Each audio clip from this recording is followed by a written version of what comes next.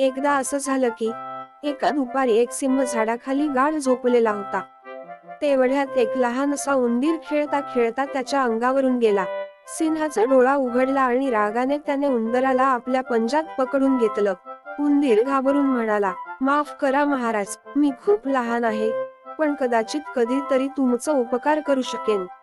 सिंह मोठ्याने हसला आणि म्हणाला, तू माझी मदत करशील, बरं, जा, सोडतो तुला.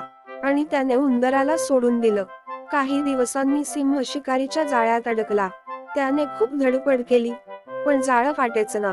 त्याच्या डरकाळ्यांनी सारा जंगल हादरलं. तेव्हा तोच लहानसा उंदीर तिथं आला आणि म्हणाला, घाबरू नका राजांनो, मी आहे ना. उंदीर आपल्या तीव्र दातांनी दोर तोंडाने कुरतडू लागला.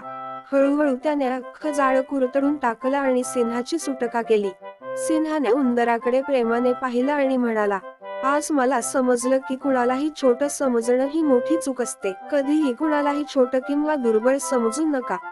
प्रत्येकाचं महत्त्व असतं.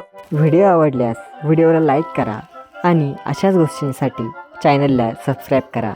भेटूया पुढच्या गोष्टीमध्ये.